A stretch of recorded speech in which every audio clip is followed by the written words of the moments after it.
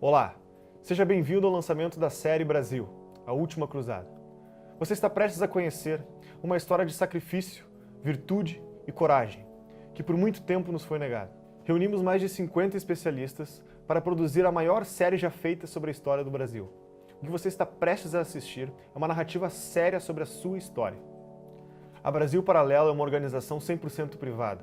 Nosso objetivo é reverter as mazelas feitas na nossa cultura nos últimos anos. Não recebemos dinheiro público. A nossa independência é assegurada por milhares de pessoas que, ao travarem contato com o nosso trabalho, decidem se tornar membros e financiar essa transformação cultural. Ao se tornar membro da Brasil Paralelo, você vai ter acesso a uma plataforma com mais de 50 aulas exclusivas com especialistas que vão ampliar a sua visão de mundo. Um grupo fechado, onde vamos nos conhecer e planejar o futuro em conjunto. Você vai poder debater com outros membros sobre cada entrevista, participar de encontros presenciais e ter acesso aos bastidores de produção diariamente. Mas eu diria que o mais importante é que o seu financiamento torna possível que novas produções sejam feitas gratuitamente para que novos brasileiros tenham a chance de despertar as suas consciências. É a chance de fazer algo efetivo pelo nosso país. Durante o lançamento dessa série, você terá acesso ao preço promocional para tornar-se membro. Esse preço é por tempo limitado. Não perca tempo. Junte-se a nós. Fique agora com o primeiro capítulo da série Brasil, A Última Cruzada, e até breve.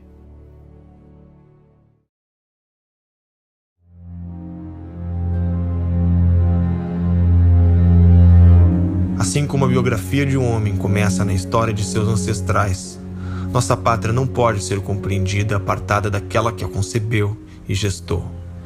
E a nossa identidade terá de ser buscada em acontecimentos enterrados por muitos anos, a milhares de quilômetros, no velho mundo e nas profundezas do oceano.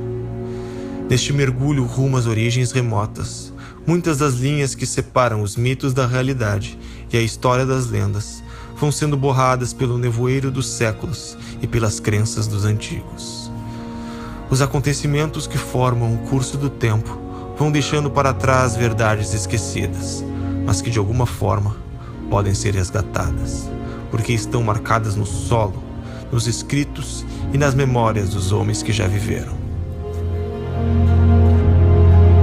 Essa é a história que vamos contar, de um povo que ultrapassou os limites impostos pelos oceanos e disputou palmo a palmo contra o vento os rumos do seu próprio destino e que assim fez dele o caminho para um novo mundo.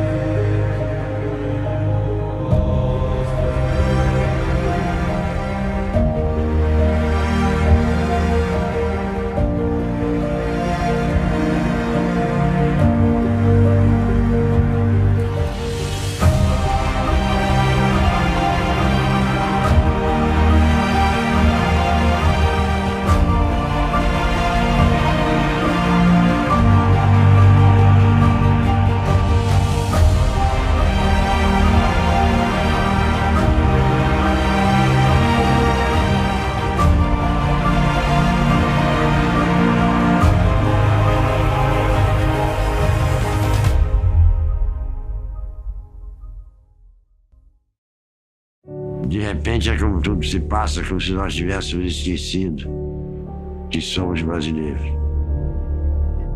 A melhor solução para o Brasil é dar um pouco de Brasil para as pessoas. É comum encontrarmos no nosso dia a dia pessoas salientando as belezas naturais do Brasil. Pouquíssimas vezes encontramos pessoas salientando as belezas humanas do Brasil. Então você não pode celebrar mais os heróis nacionais, porque os heróis nacionais são parte da ideologia dominante. Então você faz a apologia do território, dos bichos e dos índios, etc, etc. E não, os heróis desapareceram. A apologia do território separada da apologia daqueles que a conquistaram não faz o menor sentido. todos eles, enfrentam uma crise de identidade. Porque eles não sabem quem são, não sabem de onde vieram, não conhecem toda a sua história. Sonegar essa história a um povo, sonegar essa história a uma nação é um ato perverso. Bom, veja você, a história é a própria identidade nacional. O que é a identidade nacional? É a memória coletiva de feitos realizados em comum que dão às pessoas um senso da retaguarda das suas próprias vidas, da origem dos seus valores, sentimentos, etc. O ser humano não foi feito para ele ser, cada um que nasce, ser um novo Adão no paraíso, que surge do nada, né? Ele surge pronto e se faz a si mesmo. Isso é absolutamente impossível para o ser humano. Você vê, de todas as espécies animais, aquela que mais depende do aporte da geração anterior é o ser humano. E quando você amplia a memória pela história, você se sente não mais um ser que nasceu, digamos, há 1 década, 2 décadas, 3 décadas atrás. Você se sente um ser ligado à humanidade. Você é um ser humano e você faz parte dessa história inteira. Você não faz só parte da tua história. Todos os instrumentos de que ele vai dispor para lutar pela sua vida, para fazer a sua vida, ele recebe do quê? Um negócio chamado cultura. Então, cultura é o conjunto dos bens intelectuais acumulados. Se isso não é passado para ele, ele não sabe onde está. Ele está perdido no espaço e no tempo. Na medida em que nós vamos aprendendo, ou seja, aprendendo a participar do mundo e herdando esses valores civilizacionais, a história está entre eles, né? Nós vamos desenvolvendo cada vez mais, inclusive, a nossa capacidade de afirmar aquilo que em nós é único.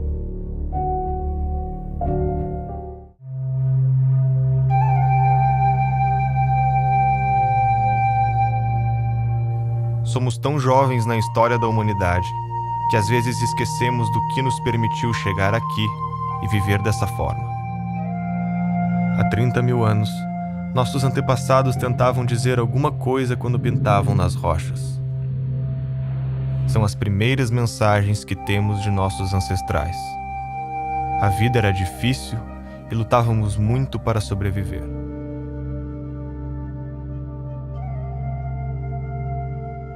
Os humanos não sabiam onde estavam. Imprevistos como animais selvagens e o frio faziam parte de um dia a dia incompreendido.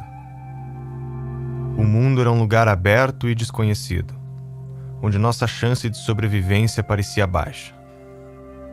Alguns de nós fizeram o que parecia impossível. Aprenderam a olhar para o futuro quando viam as estrelas, prevendo o clima e a migração dos animais. Graças a essa incrível descoberta, a humanidade teve uma oportunidade única: entender o ambiente à nossa volta. Começamos a plantar, domesticamos animais e estabelecemos um lar.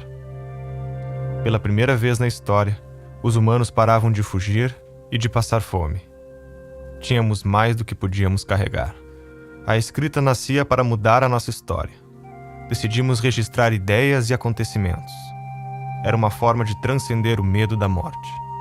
Enviar ao futuro nossos pensamentos, nossas crenças e nossas experiências passou a ser possível. Foi quando começamos a herdar o conhecimento da humanidade.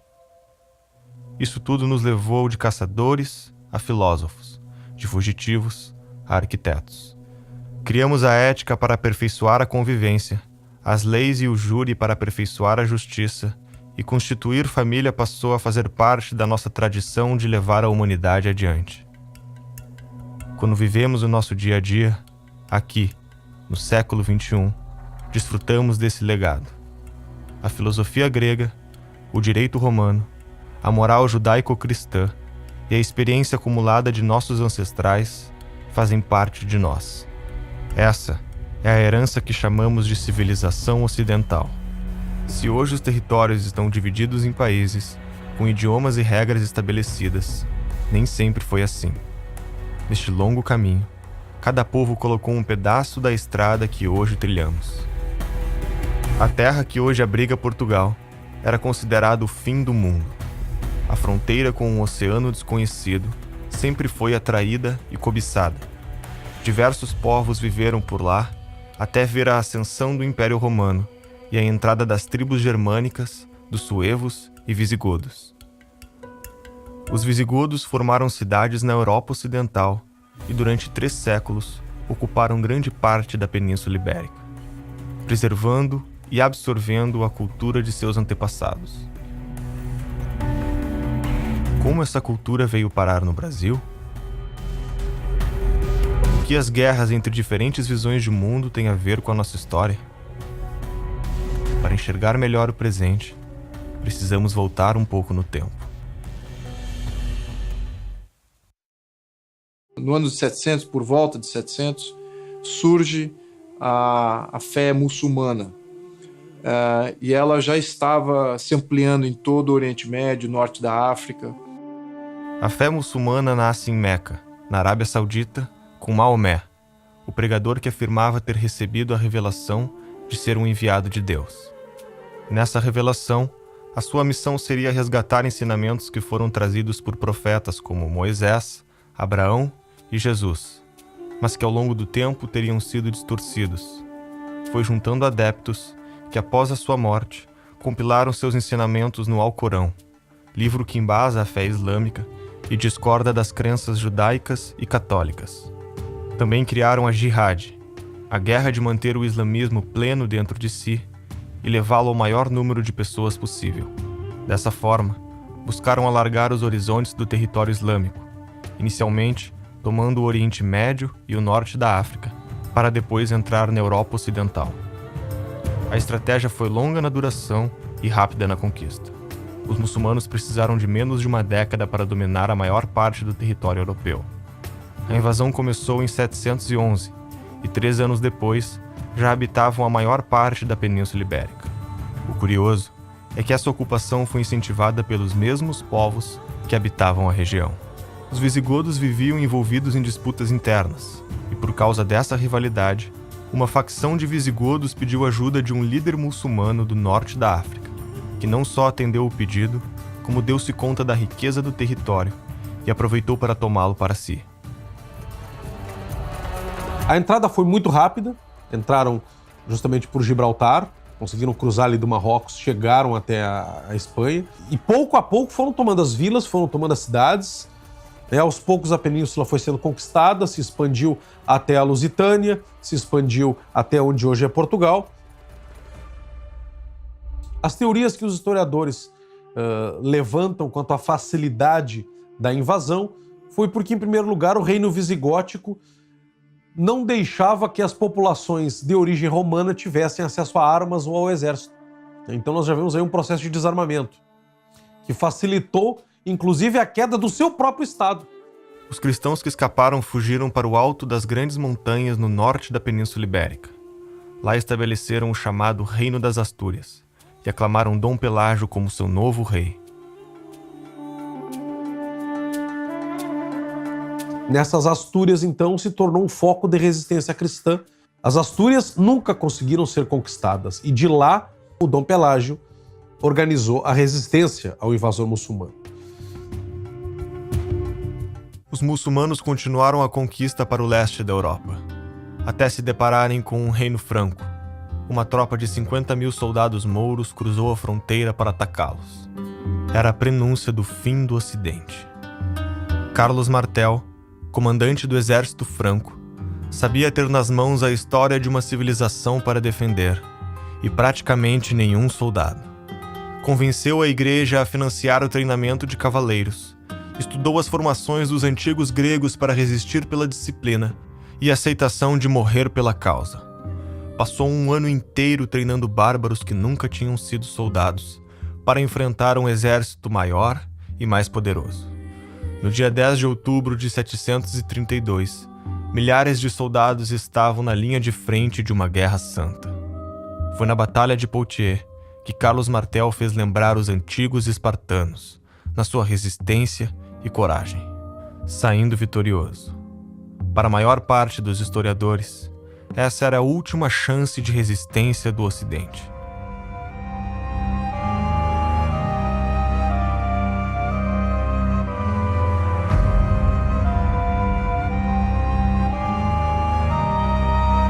A vitória significava um suspiro de esperança para os inimigos do Islã. Com isso, as Astúrias começaram o processo de reconquista do território dominado pelos muçulmanos. Até que houve uma grande batalha em 722, a Batalha de Covadonga. Foi considerada essa Batalha de Covadonga o início da reconquista cristã, porque eles não estavam mais se defendendo ou fazendo pequenas guerrilhas, mas se defrontaram diretamente com o inimigo num processo de expansão do Reino das Astúrias. Né? Os mouros tinham conquistado a Espanha e agora era hora de reconquistar a Espanha. Era hora de reconquistar o território perdido. E Covadonga é um evento importantíssimo para a cultura católica espanhola. Né? Dom Pelágio é considerado justamente um grande herói, não só porque ele resistiu e se organizou nas Astúrias, mas porque foi um herói vencedor em Covadonga. Né? Várias batalhas, várias guerrilhas que foram sendo travadas foram vencidas pelos asturianos, pelo moral que eles ganharam na vitória em Covadonga. Quando você observa uma sociedade islâmica, você tem tudo diferente. Tudo diferente. Todos os valores são diferentes desse daí. E Portugal passou por um tempo por domínio islâmico, tá? E aí você percebe que alguns valores islâmicos a gente pegou, não só na linguagem, a gente tem alface, algumas palavras com algodão é alcudum, palavras que vêm do árabe, mas a gente tem também alguns valores. Por exemplo, quando a gente tem organização militar. A organização militar, como eu disse, cristã, ela era mais de um cavaleiro querendo se tornar digno, querendo se destacar, se auto-sacrificar por uma causa maior no campo de batalha. Enquanto que os islâmicos tinham uma visão mais coletivista, mais organizada. E aí os Portugal e Espanha aprendem, eles mantêm o heroísmo cristão e aprendem as técnicas islâmicas. Porque primeiro eles apanharam, né? O Islã, se você observar o mapa, eles pegam a Península Ibérica quase toda, fica um pequeno pedaço de resistência e depois eles vão reconquistando.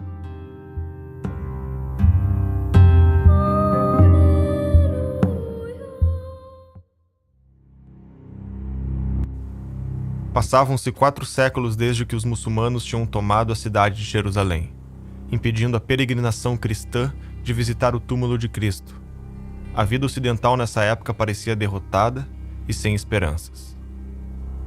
Em cada volta que dá à terra, a fé deixa de existir. O temor ao Senhor não mais prevalece entre os homens. A justiça desapareceu do mundo e a violência toma conta das nações. A mentira, a traição e a perfídia pairam sobre nós. A virtude não existe mais e hoje é algo sem valor. O mal reina em seu lugar. Se voltássemos no tempo, até o século XI, seria difícil acreditar em nossos olhos. A Europa parecia uma região amaldiçoada. Os governos centrais não eram organizados e as monarquias ainda engatinhavam repletas de grandes castelos que roubavam e guerreavam entre si. Uma terra devastada e sem leis. Em uma decisão sem precedentes, o Papa promete um lugar no céu para as almas daqueles que aceitarem marcharem até Jerusalém e retomar a Terra Santa. Para o Papa, era a oportunidade perfeita de unificar os cristãos ocidentais e orientais e colocar a Igreja novamente no centro do cenário político mundial.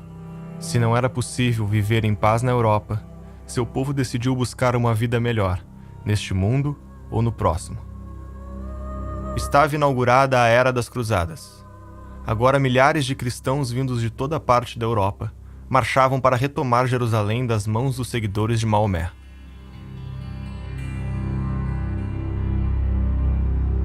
O que foram as cruzadas? Foram uma resposta parcial e tardia à maior agressão imperialista que a Europa já havia sofrido. Você vê que nem os romanos fizeram tanta devastação quanto os muçulmanos fizeram. Porque os romanos, pelo menos, quando Roma invadia um lugar, invadia um país, imediatamente transforma todo mundo em cidadão romano e você tinha todos os direitos. E o romano se adaptava às religiões locais. Ao contrário, você tem lá a sua religião local, uma divindade esquisita, o romano pegava, botava aquilo no panteão em Roma e falava, bom, essa aí mais uma religião está valendo. Quer dizer, quem inventou o multiculturalismo foram os romanos, né? E os muçulmanos, ao contrário. Onde eles invadiam, você tinha a opção. Você se converte ao Islã agora, você aceita a autoridade islâmica, ou tem 2 hipóteses. A primeira é você morrer, e a segunda é você virar um cidadão de segunda classe, que não pode praticar sua religião em público, não pode nem falar dela em público, Você não pode exercer este posto, aquele posto, aquele posto, aquele posto. Tá certo? O que quer que você ganhe? Nós vamos tomar metade de impostos e assim por diante. As cruzadas se iniciaram para resgatar a terra de Canaã, porque ela havia se tornado de uma fé hegemônica, que era na questão islâmica.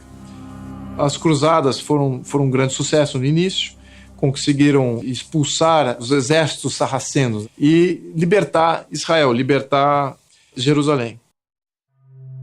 Com a Terra Santa reconquistada, surgiram massas de peregrinos marchando em busca da paz espiritual.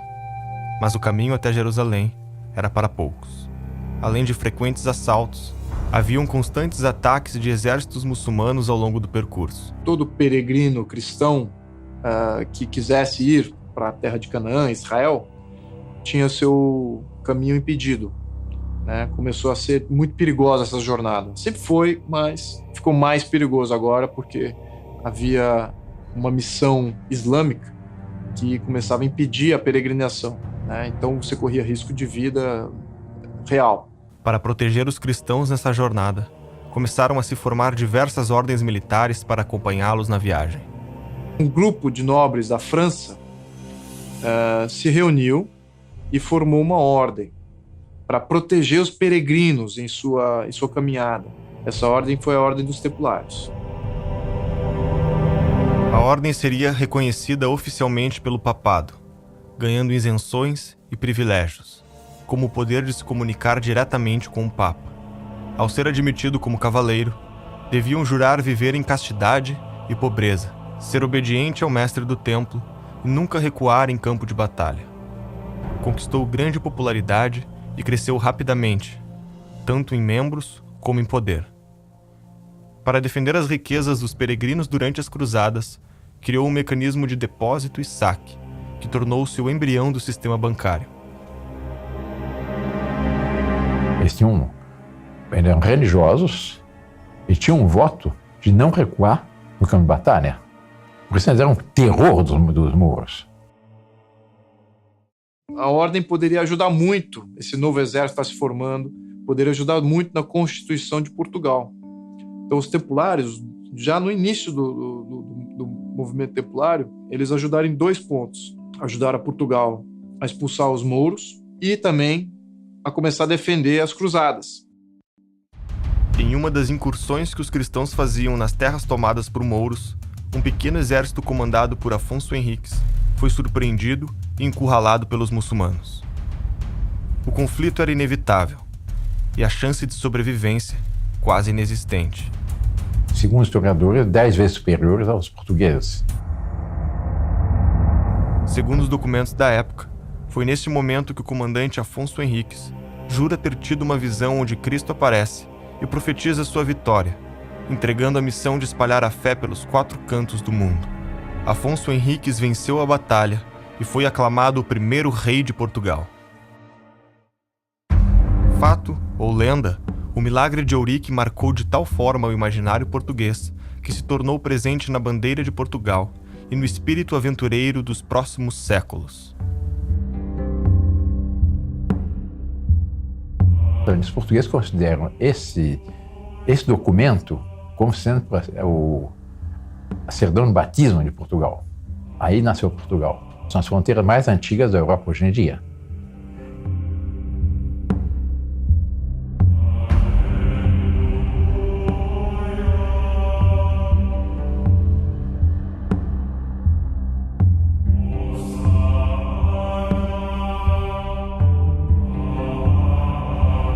Uma civilização se funda com orientações gerais que vêm do mito. Mito não é sinônimo de mentira. Você vai ao dicionário e vai ver que mito tem várias acepções, uma delas é sim enganação, ilusão, mentira.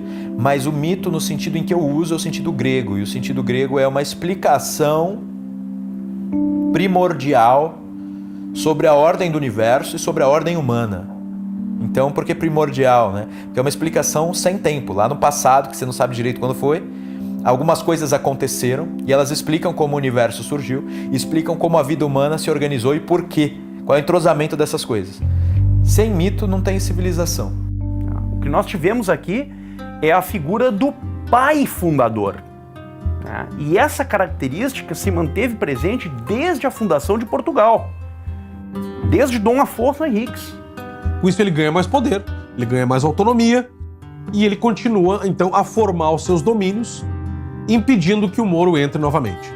A Espanha, pelo contrário, continua a lutar contra o elemento mouro, contra o elemento mourisco. A Europa estava em constantes conflitos entre os reinos. Todos queriam afirmar seu poder e as fronteiras eram frágeis. Entre eles estava a França, onde o rei Filipe IV, o Belo, queria expandir o seu poder a qualquer custo para enfrentar a Inglaterra. Foi quando teve uma ideia inédita: cobrar impostos da igreja. A retaliação foi rápida e o rei foi excomungado pelo Papa.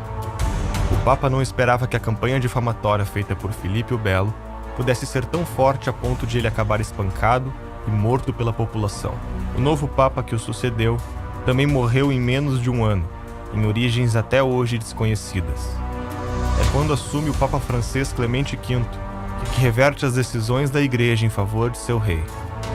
Na ânsia por poder, Filipe IV continuou expropriando judeus e bancos, gerando inflação, dando calotes e fazendo imensas dívidas. A população se revolta com a imensa crise e o rei recorre à Ordem Templária, que emprestou dinheiro para pagar suas dívidas. O problema é que o empréstimo foi indevido. O dinheiro era usado para as cruzadas e quando o grão-mestre da Ordem, Jacques de Molay, soube do fato, expulsou o tesoureiro, abrindo um cabo de guerra com o rei francês. Filipe o Belo usa de novo a mesma estratégia. Começa a campanha difamatória contra os templários e usa o Papa que está sob seu domínio para proibir a ordem e confiscar seus bens. Na noite de sexta-feira de 13 de outubro de 1307, centenas de cavaleiros templários por toda a França foram capturados pelos soldados do rei e, segundo alguns historiadores, sujeitos a torturas para confessarem seus crimes. Até hoje, não temos todas as conclusões sobre essa história, mas para muitos, aquela noite seria o motivo da superstição de sexta-feira 13 ser um dia sombrio.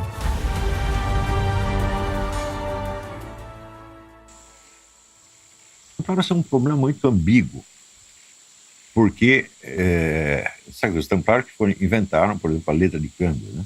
O pessoal depositava dinheiro na Europa e retirava dinheiro quando chegava em Jerusalém, né? E eles roubaram um monte de dinheiro. Esta é que é a verdade. Mas, ao mesmo tempo, existe todo um legado heróico e místico dos templários. Foi um processo muito sangrento. Foi decretado todos os templários como os hereges e houve aí um grande derramamento de sangue, várias armadilhas armadas contra os templários. E então, enfim, foi uma ordem aí que poderia ter trazido grandes avanços para a Europa, mas estava ali sendo sufocada pela ganância e tirania de um dos seus soberanos que se sentia ameaçado. Após a prisão dos templários na França, o Papa Clemente V solicitou a Dom Dinis que fizesse o mesmo com os templários portugueses. O rei não atendeu o pedido do Papa.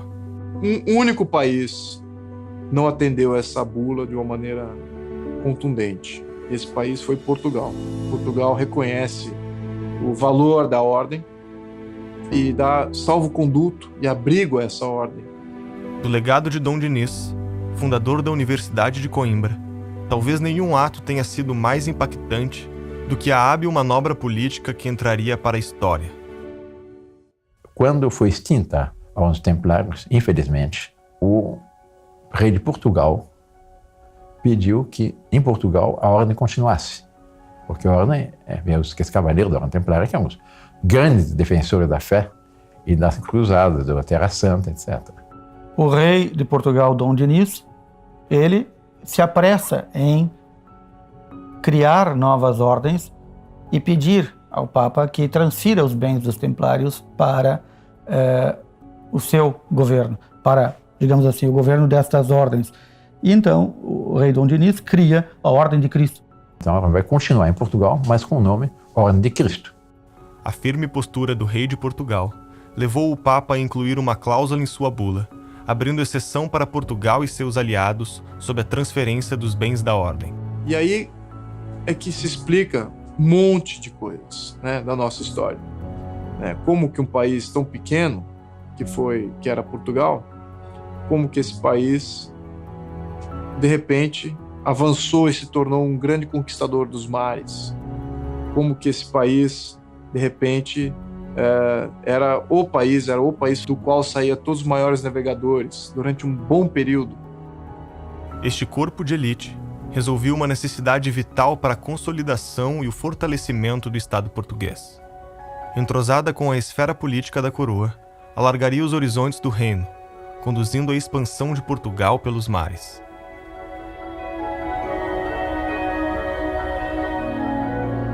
A vida política em Portugal também não seria tranquila.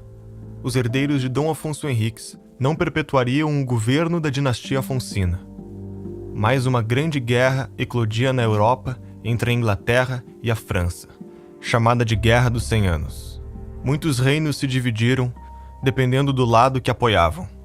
Em 1383, o último rei da dinastia Afonsina, Dom Fernando I, morreu sem deixar herdeiros.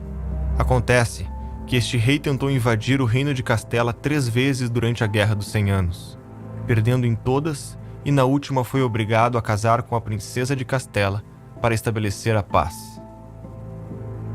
A ausência de descendentes reais lançou Portugal em uma séria crise monárquica. Uma eventual união entre os reinos podia ser desastrosa para a economia portuguesa. Castela ainda vivia sob uma economia feudalista, ao passo que os portugueses já apresentavam o desenvolvimento da burguesia que logo situaria a nação como a mais poderosa do mundo conhecido. O conflito só teve fim em uma guerra armada quando, em 1385, Dom João, o mestre de Avis, enfrentou tropas castelhanas na Batalha de Aljubarrota e foi proclamado o novo rei de Portugal. Uma nova etapa gloriosa na história de Portugal, que é a etapa da dinastia de Avis, com Dom João I e seus filhos, a chamada ínclita geração, e ao longo do século XV, o que nós vemos é o crescente esplendor de Portugal. Porque realmente dessa ínclita geração ia nascer o grande império dos descobrimentos. Nós temos um dos filhos de Dom João I, que é o infante Dom Henrique, que começa e lança Portugal nessa grande aventura dos descobrimentos. Nenhum dos filhos da ínclita geração se destaca mais do que o infante Dom Henrique, o navegador. Portugal foi e continuava sendo a extremidade ocidental da terra, o fim do mundo conhecido pelos europeus, com a forte crença de ser impossível navegar no Oceano Atlântico. Tudo isso costumava ser atribuído à vontade divina. Parecia ser uma impiedade a mera audácia de se aventurar por aquelas águas. Um dos mais influentes desses mitos era a história de São Brandão, monge irlandês que, segundo um relato muito popular a partir do século X, teria navegado pelo Atlântico Norte e descoberto várias terras fantásticas e paradisíacas. Com a Europa imersa no caos, a ideia de haver uma ilha em paz para além do oceano trazia esperança aos povos que circulavam esses mitos. Apareciam ilhas lendárias nos mapas da época, como uma ilha chamada High Brasil, que significava Terra Prometida, e pode ter influenciado o nome do nosso país. Procurar a Ilha Brasil, Antilha, o Purgatório ou Atlântida não era mais fantasioso do que procurar a China, a Índia, o Japão ou as Américas. Pouco a pouco, feitos impressionantes foram acontecendo. Primeiro ultrapassando lugares nunca antes visitados, depois descobrindo pequenas ilhas. No ano de 1485, o infante Dom Henrique é nomeado grão-mestre da Ordem de Cristo, cujos amplos recursos e os imensos privilégios acumulados seriam bem aproveitados nas navegações. Transformou muito de seus cavaleiros em navegadores e muitos de seus navegadores em cavaleiros. Nem tudo estava tranquilo na Europa enquanto as navegações progrediam. A guerra de séculos pelo território ainda apresentava riscos e, antes de conquistar os mares, haveria um último desafio na Europa Ocidental. Já passavam 6 séculos desde que os cristãos começaram o processo de reconquistar o território europeu. Os muçulmanos foram recuando até se concentrarem no sul da Europa, na região de Granada.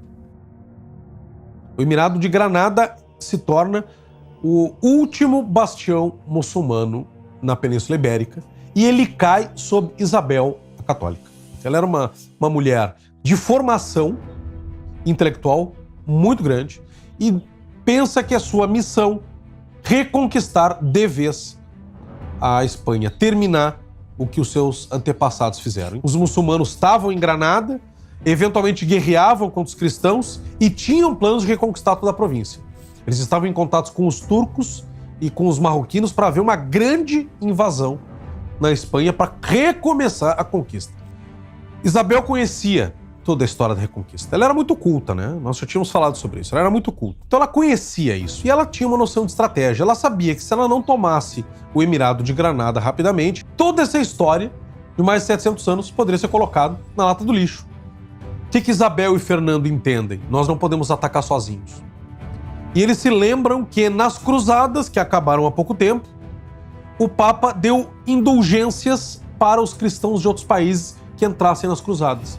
Então eles conseguiram que o Papa Inocêncio VII promulgasse uma bula convocando todos os cristãos de outros países a se juntar na Reconquista e ganhariam indulgências da mesma forma que ganharam nas cruzadas.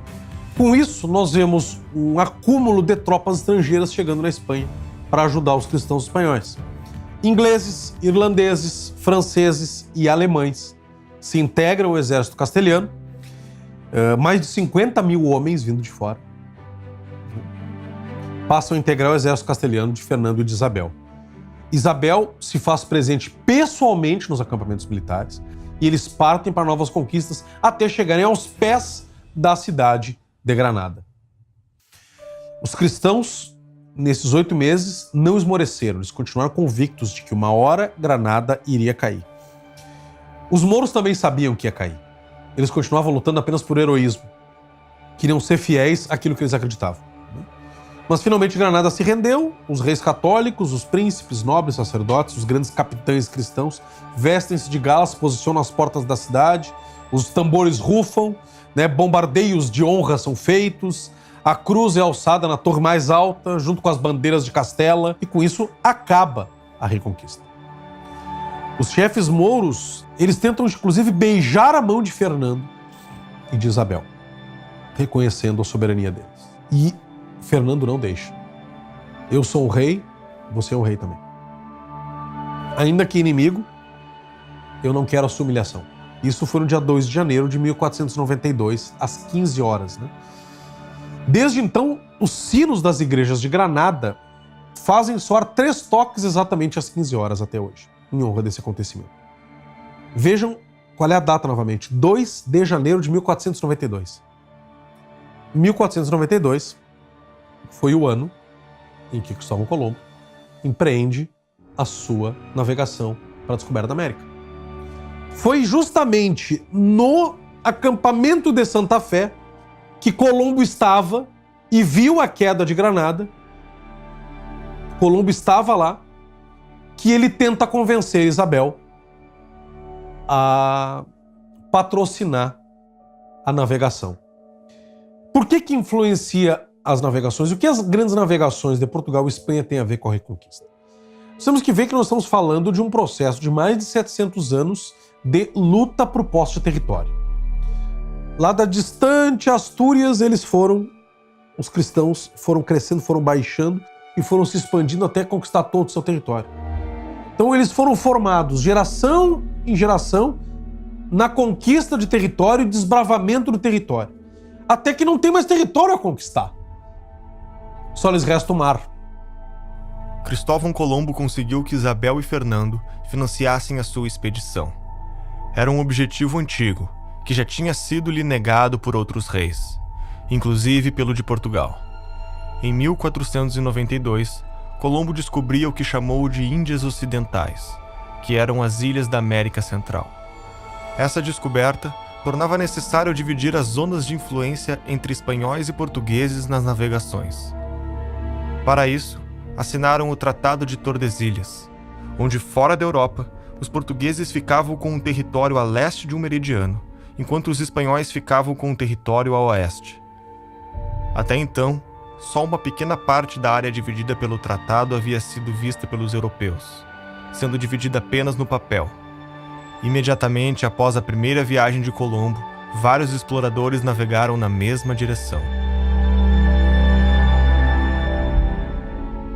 Mas eles já tinham noção de que havia algo do outro lado do Atlântico, a tal ponto que quando houve os tratados entre Espanha e Portugal, eles insistiram que a linha demarcatória fosse 70 milhas mais ao oeste, de onde veio o Tratado de Tordesilhas.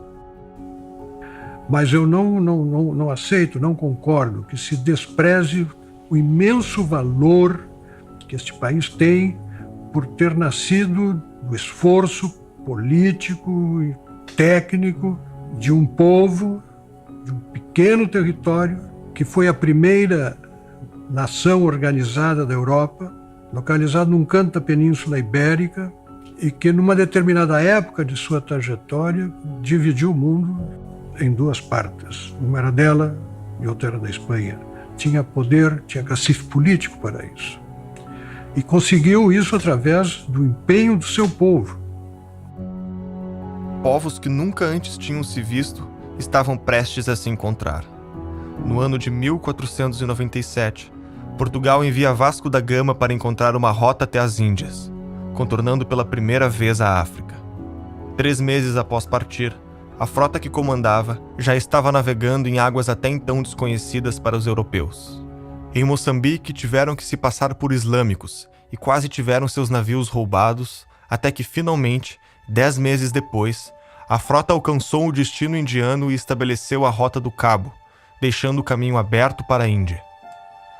Na hora de regressar, navegaram contra o vento, e trechos da viagem que duraram apenas 23 dias, agora demoravam 132. Metade da tripulação pereceu, e das embarcações e dos 148 navegadores que estavam lá, só 2 delas, totalizando 55 homens, voltaram para Portugal. Vasco da Gama chegou 1 mês depois de seus companheiros, tendo que sepultar o seu irmão mais velho no caminho. No seu regresso, foi recompensado como o homem que finalizou um plano que levou 80 anos para ser cumprido. Recebeu o título de Almirante-Mor dos Mares da Índia, e em 1499, espalhou-se a notícia de que os portugueses tinham chegado às verdadeiras Índias. A viagem era a mais longa até então realizada, superior a uma volta completa ao mundo pela linha do Equador, e seria eternizada na epopeia Os Lusíadas, escrita por Luís Vaz de Camões, um feito inacreditável, que seria superado logo no ano seguinte.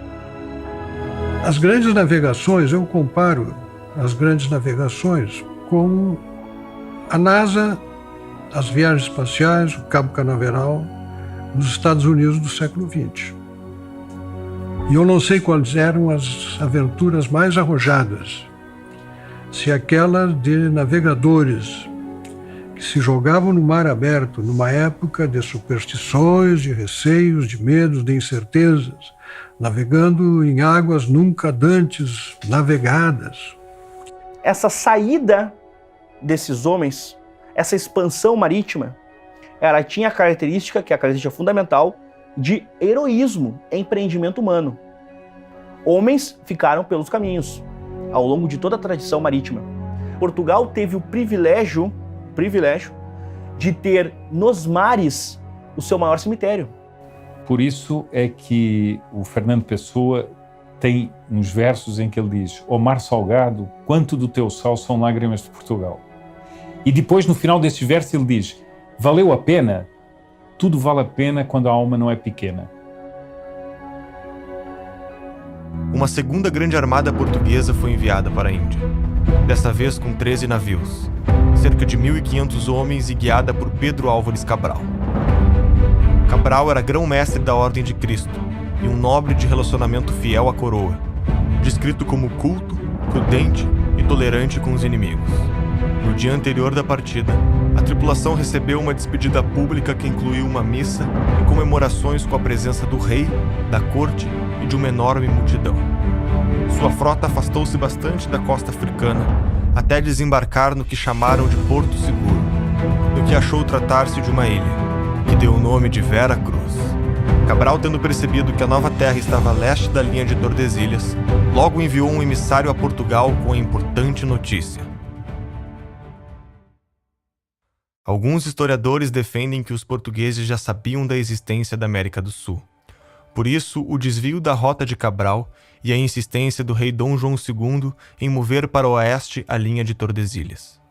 Outros defendem que o objetivo deste empreendimento era estabelecer relações comerciais na Índia e que o desvio se dava por necessidades de navegação, fazendo da descoberta algo acidental.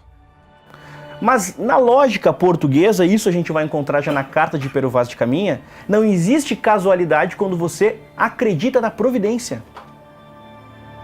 Então é um debate menor no sentido português de seu tempo, porque um português fiel à tradição católica, ele não está se preocupando se ele chegou sem querer ou por querer.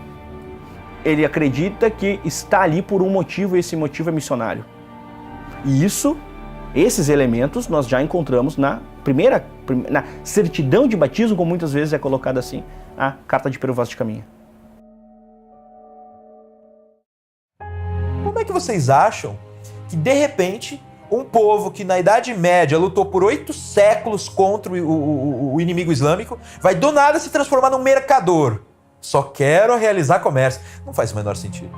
Essa história, assim como ela é contada, de que o português sai só para encontrar especiarias e para ter um melhor acesso a rotas comerciais, isso não se justifica de modo algum. É um desconhecimento completo de que era Portugal, né? De o que era o mundo medieval. O mundo medieval é um mundo de grandes guerreiros. Você não se lança num pequeno barco através de um oceano que você não conhece para encontrar um pau-brasa vermelhinho. Não é isso. É para encontrar a terra prometida. É para encontrar a terra abençoada. Isso é um fator motivador dos grandes descobrimentos, até mesmo hoje do espaço.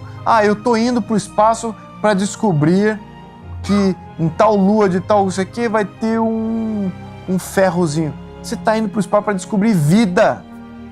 Vida além da sua vida própria. É isso que motiva. Não é coisas pequenas assim.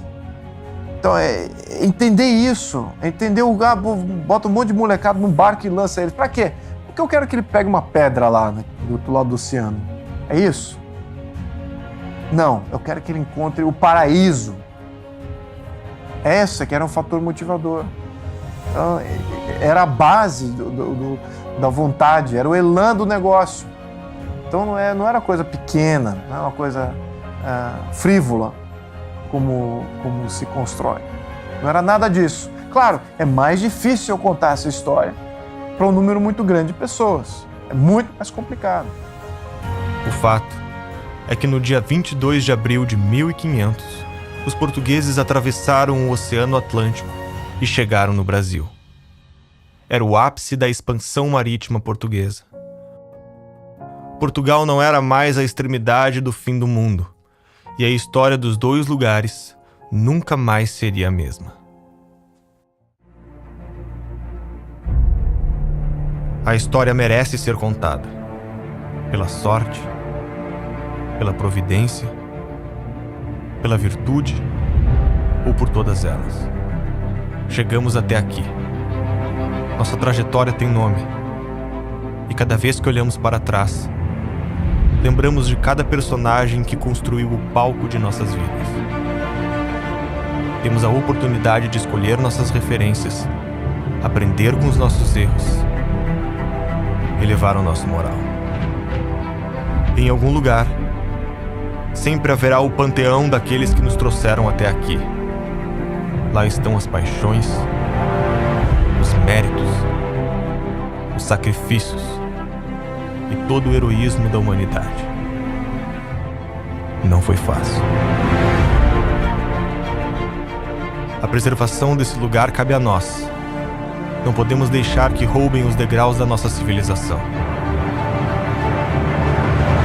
E sempre que estivermos perdidos e sem saber para onde ir, eles estarão lá, de braços abertos, para nos contar tudo o que sacrificaram para dar um passo além do que parecia possível.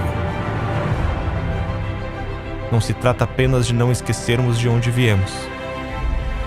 Se trata de não esquecermos para onde estamos indo.